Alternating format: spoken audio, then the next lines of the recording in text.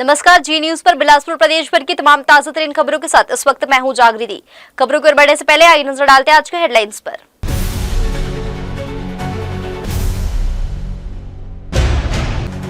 बिलासपुर में रेत घाटों पर दोहरी हलचल। प्रशासन 6 नए घाटों की नीलामी में जुटा तो करही कछार में ग्रामीणों ने विरोध दर्ज कराया। एआईसीसी सचिव देवेंद्र यादव ने कांग्रेस भवन में की रणनीतिक बैठक। एसआईआर प्रक्रिया पर सवाल उठाए और आने वाले आंदोलनों के लिए दिए सख्त निर्देश। लाल खदान रेल हादसे में घायल डीपी विप्रा कॉलेज की छात्रा महावीश परवीन ने इलाज के दौरान तोड़ा दम। मृतकों की संख्या बढ़कर 12 हुई। रेलवे का नया विजन, स्टेशन बनेंगे सिटी सेंटर। बिलासपुर जोन ने पेश की योजना। निवेशकों और स्थानीय उत्पादों को मिलेगा बड़ा मंच। अब खबरें विस्तार से। छत्तीसगढ़ खनिज साधारण रेत उत्खनन एवं व्यवसाय नियम 2025 के तहत इलेक्ट्रॉनिक नीलामी रिवर्स ऑक्शन द्वारा रेत खदान आवंटन हेतु ग्राम जरगा ग्राम पंचायत कोनचरा के लिए 10 अक्टूबर 2025 को एनआईटी जारी किया गया। उक्त निविदा हेतु ऑनलाइन आवेदन 4 से 10 नवंबर 2025 तक आमंत्रित किए गए थे। कलेक्टर संजय अग्रवाल के मार्गदर्शन में 11 नवंबर 2025 को जल संसाधन संभाग बिलासपुर के प्रार्थना भवन कक्ष में नीलामी प्रक्रिया संपन्न हुई। टेंडर ओपनिंग के दौरान कुल 115 आवेदन प्राप्त हुए, जिनमें 108 पात्र एवं 7 अपात्र पाए गए। प्रक्रिया सुबह 10:30 बजे से शाम 7 बजे तक चली। वित्तीय बोली समरूप होने पर अधिमानी बोलीदार चयन हेतु ऑनलाइन लॉटरी की गई। लॉटरी प्रक्रिया में उपस्थित सभी बोलीदारों के बीच लॉटरी बॉक्स से चयन कर श्रीमती नेहा शिवदासनी को ग्राम जरगा ग्राम पंचायत कोनचरा तहसील बेलगहना के खसरा क्रमांक 278 रकबा 4.600 हेक्टेयर के लिए अधिमानी बोलीदार घोषित किया गया। संपूर्ण प्रक्रिया अपर कलेक्टर की अध्यक्षता में जिला स्तरीय समिति, टीसीएम सदस्य, खनिज विभाग के अधिकारी, कर्मचारी एवं उपस्थित बोलीदारों की मौजूदगी में संपन्न हुई। ग्राम पंचायत करही कछार के ग्रामीणों ने कलेक्टर कार्यालय पहुंचकर रेत घाट संचालन के खिलाफ प्रदर्शन किया। ग्रामीणों ने बताया कि पंचायत क्षेत्र में संचालित रेत घाट को बिना ग्रामीणों की सहमति के शुरू किया गया है, जिससे उन्हें भारी परेशानियों का सामना करना पड़ रहा है। उन्होंने प्रशासन से तत्काल घाट को बंद करने और जांच कराने की मांग की। ग्रामीणों का कहना है कि यह रेत घाट वर्ष 2023 से संचालित हो रहा है और गाँव के नजदीक होने के कारण प्रदूषण बढ़ गया है। नदी का पानी दूषित हो रहा है, जिससे आसपास के खेतों और फसलों पर बुरा असर पड़ रहा है। लोगों ने आरोप लगाया कि टेंडर प्रक्रिया में पारदर्शिता नहीं बरती गई और पंचायत स्तर पर बिना जन सहमति के इसे मंजूरी दी गई। प्रदर्शन के दौरान ग्रामीणों ने प्रशासन पर नियमों की अनदेखी करने का आरोप लगाया। जी, आज हम लोग ये बेलगहना तहसील के अंतर्गत ग्राम पंचायत करही कछार का मामला है, जहां पर वित्तीय वर्ष 2023-24 में फेवर में समझिए ग्राम पंचायत के फेवर में रेत घाट स्वीकृति हुई थी, जो कि पूर्णतः गलत प्रक्रिया से चलाया जा रहा था, नियम विरुद्ध चलाया जा रहा था, हाईवे और पोकलैंड का उपयोग किया जा रहा था। हमने लगातार इस बात का विरोध किया, शिकायत दर्ज कराई, किंतु वो बंद रहा। किंतु आज पुनः नए वित्तीय वर्ष में इन लोगों के द्वारा पुनः ठेकेदारों के साथ मिलकर पंचायत वालों के द्वारा फिर से चलाने का प्रयास किया जा रहा है, जिसके विरोध में हम लोग यहाँ आए हैं। बिलासपुर जिले में रेत की किल्लत जल्द खत्म होने की उम्मीद है।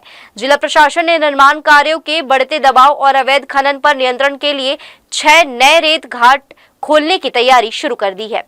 इनमें से 3 घाटों की जन सुनवाई पूरी हो चुकी है, जबकि बाकी के लिए शासन की स्वीकृति का इंतजार है।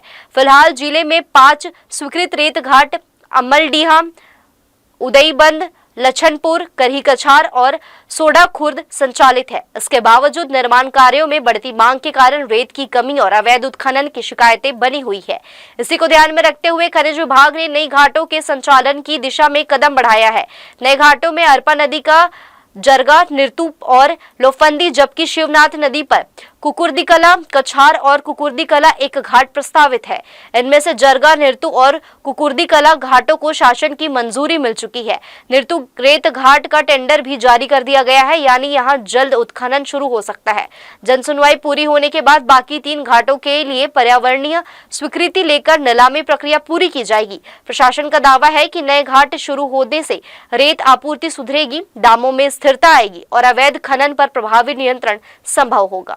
मिशन हॉस्पिटल परिसर में दूसरे दिन भी बुलडोजर की कार्रवाई जारी रही, लेकिन इस बीच मिशनरी समाज के लोगों ने यहां विरोध हंगामा शुरू कर दिया। उनका कहना था कि सुप्रीम कोर्ट से उन्हें स्टे मिल चुका है, लेकिन उसके बाद भी मकान को ढहे जा रहे हैं, जिसे लेकर भारी हंगामे की स्थिति निर्मित हुई। मिशन हॉस्पिटल परिसर में निगम की तोड़फोड़ कार्रवाई के दूसरे दिन बुधवार को फिर जमकर बवाल मच गया। मंगलवार को हुई कार्रवाई के बाद बुधवार सुबह जब निगम का अमला दोबारा पहुंचा तो परिसर में मौजूद मिशनरी समाज के लोग उग्र हो गए। उनका कहना था कि जिस भवन पर सुप्रीम कोर्ट से स्टे ऑर्डर मिल चुका है वहां फिर से तोड़फोड़ की जा रही है। सुबह से शुरू हुई कार्रवाई के दौरान मिशनरी समाज के युवक युवतियों ने दीवार फांदकर परिसर के अंदर प्रवेश कर विरोध जताया। उन्होंने मोबाइल से वीडियो बनाते हुए निगम अमले पर गाली गलौज और दुर्व्यवहार के आरोप लगाए। बताया जा रहा है कि मंगलवार देर रात तक चली कार्रवाई में मुख्य बंगले और करीब 30 परिवारों को बेदखल कर दिया गया था। स्टे हो चुका है, जिस स्टे मौखिक रूप से आया है पर कागजी तौर पे हमारे पास आने में भी टाइम लग रहा है। मैं प्रशासन से चाहता हूं कि 2 घंटे के लिए अपनी जेसीबी रोका जाए। इनको जैसे ही पता चले, एक जेसीबी कबाड़ी चोरी करने में लगी थी, इनको पता चला कि इनको सुप्रीम कोर्ट से स्टे मिल गया है, 2-3 जेसीबी और ये घुसा के तोड़ना चालू कर दिए। मैं प्रशासन से बोलना चाहता हूँ जो कार्रवाई हो रही है 2 घंटे बाद भी हो सकती है। बस प्रशासन से इतना मांग किया जा रहा है। आज मुझसे कागज मांगा जा रहा है। जब मैं इनसे कल तोड़ रहे थे कागज मांग रहा था तो कागज मुझे किसी को कागज दिखाए थे क्या? मैं ये सब परिवार वाले किसी को कागज नहीं दिखाए, लेकिन आज मुझसे कागज मांगा जा रहा है। विवाद बढ़ता देख मौके पर सीएसपी निमितेश सिंह दल बल सहित पहुंचे। वहीं थोड़ी देर बाद निगम कमिश्नर, एसडीएम और तहसीलदार भी मौके पर पहुंचे। पुलिस ने सभी प्रदर्शनकारियों को बाहर निकालकर स्थिति को नियंत्रित किया। इसके बावजूद परिसर के बाहर लोगों ने हंगामा जारी रखा और सड़क पर जाम की स्थिति बन गई। हालांकि इसे देखते हुए पुलिस के द्वारा यहां सुरक्षा के पुख्ता इंतजाम रखे गए थे। तो वहीं नगर निगम कमिश्नर ने भी कहा कि नियम के तहत यह पूरी कार्रवाई की जा रही है, क्योंकि हाईकोर्ट ने याचिका खारिज कर दी है, जिसके बाद यहां जो आने वाले समय में परियोजनाएं प्रारंभ की जानी है उसके लिए यह सभी अतिक्रमण हटाए जा रहे हैं। किसी प्रकार का स्टे प्राप्त नहीं हुआ है और माननीय उच्च न्यायालय में इनकी जो रिट अपील थी वो डिसमिस हुई थी। इसी के बाद कार्रवाई की भी जा रही है और किसी प्रकार का स्टे है भी नहीं और कॉपी भी आप लोग उपलब्ध नहीं। सर, ये लोग 2 घंटे की मोहलत मांग रहे हैं क्योंकि इनके पास मौखिक से जो आदेश आ गया हार्ड कॉपी के लिए 2 घंटे की मोहलत मांग रहे हैं। यदि माननीय उच्च न्यायालय से या माननीय सर्वोच्च न्यायालय से किसी प्रकार का स्टे होगा तो किसी प्रकार की कार्रवाई तत्काल रोक दी जाएगी, क्योंकि स्टे प्राप्त नहीं हुआ और इनका अपील जो है वो डिसमिस हो भी गया था, तो निरंतर कार्रवाई जारी है। मिशन परिसर में लगातार 2 दिनों से जारी इस कार्रवाई को लेकर शहर में चर्चा तेज है। वहीं विरोध करने वालों का आरोप है कि स्टे ऑर्डर के बावजूद प्रशासन ने मनमानी करते हुए तोड़फोड़ की कार्रवाई की है। जी न्यूज के लिए कैमरामैन मनीष पाल के साथ आलोक अग्रवाल की रिपोर्ट। एआईसीसी सचिव, विधायक एवं बिलासपुर मुंगेली जिले के एसआईआर प्रभारी देवेंद्र यादव ने कांग्रेस भवन में महत्वपूर्ण बैठक ली। बैठक में दोनों जिलों के ब्लॉक अध्यक्ष, ब्लॉक प्रभारी और पदाधिकारी उपस्थित रहे। बैठक में एसआईआर के तहत मतदाता सूची पुनरीक्षण पर चर्चा हुई, जिसके तहत बीएलओ के घर घर जाकर नाम जोड़ने और काटने का कार्य करेंगे। देवेंद्र यादव ने निर्देश दिए कि पात्र मतदाताओं के नाम न काटे। इसके लिए कांग्रेस बूथ स्तर पर बीएलए नियुक्त कर रही है और प्रभारी बनाए जा रहे हैं। विधानसभा स्तर पर कला है, जिले स्तर पे आके देखोगे तो यहाँ पूर्व मंत्री बिलासपुर के जो रहे हैं और वर्तमान मंत्री के बीच में कला है, जो बिलासपुर लोकसभा से आते हैं। आप कैबिनेट में जाके देखोगे तो कैबिनेट में भी कला ही भरा हुआ है पूरा, और आप देखोगे मुख्यमंत्री के कार्यालय में तो वहाँ अधिकारियों के बीच में कला है। तो पूरी भारतीय जनता पार्टी पावर के दम पर लोगों की जबान को रोकने की कोशिश कर रही है। इतना विद्रोह आपस में फैला हुआ है कि लोग बस अपनी भावना व्यक्त करना चाहते हैं। जब संगठन में, सरकार में कहीं नहीं मिलता तो सार्वजनिक मंचों में कर देते हैं, जैसे यहाँ हुआ है। मैं केंद्रीय मंत्री जी से अनुरोध करूँगा, बहुत वादे किए थे आपने सांसद बनने के लिए, और सांसद बनने के बाद आप केंद्रीय मंत्री बन गए। बिलासपुर के लिए आपने क्या किया है, इस पर जवाब। नगर निगम को खनिज न्याय निधि की ओर से शव वाहन तो मिल गया, लेकिन उससे जुड़ी मूलभूत व्यवस्था ही अधूरी रह गई। वाहन पर किसी भी प्रकार का संपर्क नंबर या जिम्मेदार अधिकारी का विवरण दर्ज नहीं है, जिससे आपातकाल में जरूरतमंद लोग इसकी सुविधा तक नहीं पहुंच पा रहे हैं। खनिज न्यास का उद्देश्य समाज हित में सेवाएं उपलब्ध कराना है, ताकि जरूरत के समय जनता को राहत मिल सके, लेकिन इस लापरवाही के चलते सेवा का मकसद अधूरा रह गया है। स्थानीय लोगों का कहना है कि शव वाहन की व्यवस्था सराहनीय है, मगर संपर्क सूत्र के अभाव में यह महज शो पीस बनकर रह गया है। ट्रस्ट और नगर निगम दोनों की जिम्मेदारी है कि वाहन पर स्पष्ट नंबर और हेल्पलाइन सूचना अंकित करे। सवाल यह उठता है कि जब खनिज न्यास खनन प्रभावित समुदायों के विकास और सहायता के लिए बना है तो ऐसी लापरवाही से उसका मूल उद्देश्य कैसे पूरा होगा। जरूरत है कि प्रशासन तुरंत इसका संज्ञान लेकर संपर्क व्यवस्था दुरुस्त करे ताकि यह सेवा वास्तव में किसी के काम आ सके। उस शव वाहन में जो हमें आपके माध्यम से पता चला है और हमने जो वीडियो देखा है उसमें संपर्क सूत्र का नंबर नहीं है या हेल्पलाइन बोल के कोई नंबर उसमें उल्लेख नहीं है। अगर वो उल्लेख नहीं होने से के कारण जो जनता है उनको मालूम कैसे चलेगा, जो अगर जब उनको ज़रूरत पड़े या किसी समय आवश्यकता पड़े तो कैसे संपर्क करेंगे उनको। तो मेरा एक कहना है और मानना है और एक आग्रह है सभी से, जो उसमें एक हेल्पलाइन नंबर बोल के उसमें उल्लेख कराएं गाड़ी के वाहन के ऊपर, और साथ ही साथ मोबाइल नंबर भी अगर उल्लेख हो तो ज़्यादा अच्छी बात है, जिससे बिलासपुर की जनता को इसका लाभ मिल सके। और आप सभी के माध्यम से खनिज विभाग को हार्दिक शुभकामनाएं और हार्दिक बधाई। ऐसे पहल हम उम्मीद करते हैं आगे भी आप निरंतर करते रहेंगे।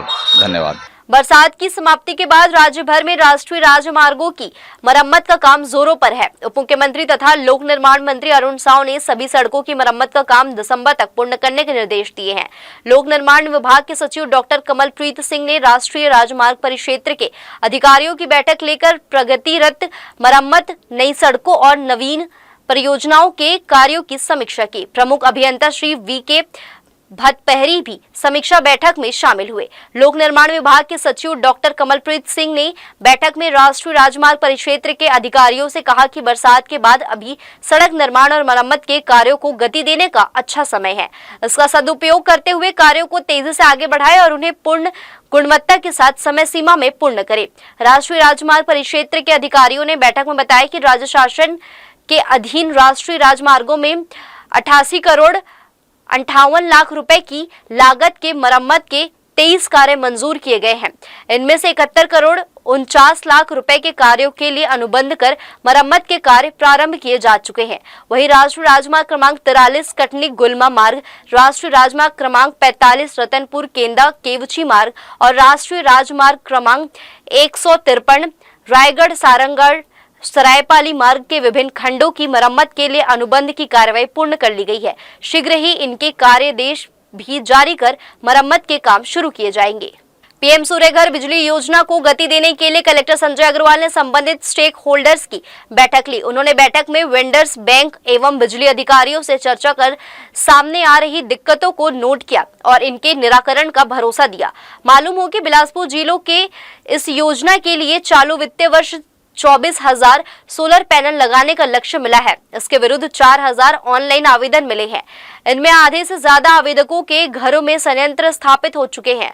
उन्हें योजना का फायदा मिलना शुरू हो गया है। बिजली बिल में काफी राहत मिली है। कलेक्टर ने बैठक में कहा कि ये एक ऐसी योजना है कि जिसमें हर पक्ष को फायदा ही फायदा है। बिजली बिल कम आने के साथ ही पर्यावरण संरक्षण को बल मिलता है। काफी लोगों को इसमें रोजगार भी मिल रहा है। कलेक्टर ने वेंडर से कहा कि आवेदन मिलने के बाद समय सीमा में सोलर पैनल लगाएं। पैनल की गुणवत्ता पर खास ध्यान दें।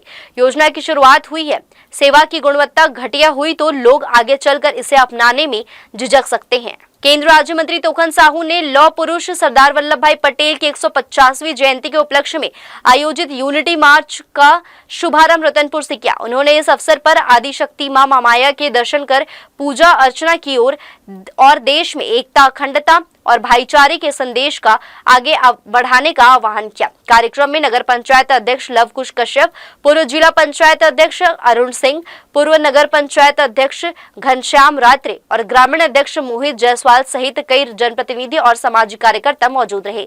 बिलासपुर संसदीय क्षेत्र के कोटा, तखतपुर और मस्तूरी में भी यूनिटी मार्च का आयोजन किया जा रहा है। इन आयोजनों में जिले के सैकड़ों युवा भाग लेकर सरदार पटेल के आदर्शों और उनके एक भारत के संकल्प को याद कर रहे हैं। देश के यशस्वी प्रधानमंत्री माननीय नरेंद्र मोदी जी ने 3 दिवस की पदयात्रा निकालने का निर्णय लिए हैं। कल से हमारे बिलासपुर लोकसभा में पदयात्रा निकली है। माता महामाया काली और यहाँ रतनपुर में माता महामाया का दर्शन करके आज दिन भर की यात्रा निकलेगी, जहाँ से हम लोग कोटा जाएंगे। कोटा में सभा होगी। पदयात्रा के बाद सभा, उसके बाद सकरी और सकरी के बाद फिर मस्तूरी। ऐसे आज हम लोग 3 विधानसभा जाएंगे। मैंने आप अपने पूरे लोकसभा का नहीं, पूरे लोकसभा के हमारे 3 विधानसभा, कोटा विधानसभा, तखतपुर और मस्तूरी, 3 जगह, तीनों जगह मिला करके 10 किलोमीटर, 12 किलोमीटर, 8 किलोमीटर जैसे हो सके। तो ये हमारी यात्रा है। इसमें सभी नागरिक, हमारी माताएं, बहनें, युवा मोर्चा के हमारे साथी, सभी नागरिकगण, सभी बुद्धिजीवीगण, विशेष जिनको विशेष क्षेत्र में जिनको पुरस्कार मिला है, ऐसे सब लोग इस यात्रा में सम्मिलित होंगे। उद्देश्य यह है कि हम सब लोग एकता के सूत्र में बंधे रहें। यूनिटी मार्च है। भातखंडे संगीत महाविद्यालय बिलासपुर में 15 से 17 नवंबर तक 3 दिवसीय संगीत समारोह का आयोजन किया जा रहा है। महाविद्यालय के प्राचार्य डॉक्टर ममता अग्रवाल ने बताया कि कार्यक्रम में विद्यार्थियों के साथ साथ संगीत क्षेत्र से जुड़े अनुभवी कलाकार भी अपनी प्रस्तुति देंगे। आयोजन का उद्देश्य विद्यार्थियों में संगीत के प्रति गहन अध्ययन और सृजनशीलता को बढ़ावा देना है। कार्यक्रम के पहले दिन 15 नवम्बर की शाम को अरथ भालेराव द्वारा वायलिन वादन और अनिकेत देशपांडे द्वारा गायन की प्रस्तुति होगी। दूसरे दिन 16 नवंबर को सुश्री अन्नी कोटवाल गायन प्रस्तुत करेंगी, जबकि सुश्री मनीषा दांडेकर कथक नृत्य की प्रस्तुति देंगी। वहीं अंतिम दिन 17 नवंबर को यशवंत वैष्णव तबला वादन और आदित्य चौधरी अपनी संगीत प्रस्तुत देंगे। ये भातखंडे संगीत महाविद्यालय बिलासपुर में स्थित है और ये कॉलेज जो है ये 75 साल अपने पूरे कर लिया है और 76वें वर्ष में प्रवेश लिया है। और इसके तहत हम इस महाविद्यालय का हीरक जयंती समारोह मना रहे हैं और हीरक जयंती समारोह में त्रिदिवसीय कार्यक्रम जो है वो आयोजित है, जिसमें गायन वादन नृत्य के संगीत के कलाकार उपस्थित रहेंगे और ये हीरक जयंती के उपलक्ष्य में ये कार्यक्रम आयोजित है। कब आयोजित किया गया? ये कार्यक्रम 15, 16, 17 को नवंबर में लखीराम प्रेक्षागृह में ये कार्यक्रम आयोजित है। भातखंडे संगीत महाविद्यालय अपने आप में एक बिलासपुर की धरोहर के रूप में देखा जा सकता है। संगीत का महत्व हर व्यक्ति के जीवन में पड़ता है और हम अपने जीवन को परिष्कृत कर सकते हैं और ऐसी परंपरागत संस्थाओं द्वारा 75 वर्ष पहले जो संस्था स्थापित हुई है आज भी वो चल रही है। इसका मतलब उसके मूल में कुछ ठोस चीजें हैं, तभी वह निरंतरता को प्राप्त कर पाती है। बुलेटिन में खबरें अभी और भी है, वक्त तो चलो छोटे से ब्रेक का, हम लौटेंगे जल्दी छोटे से ब्रेक के बाद।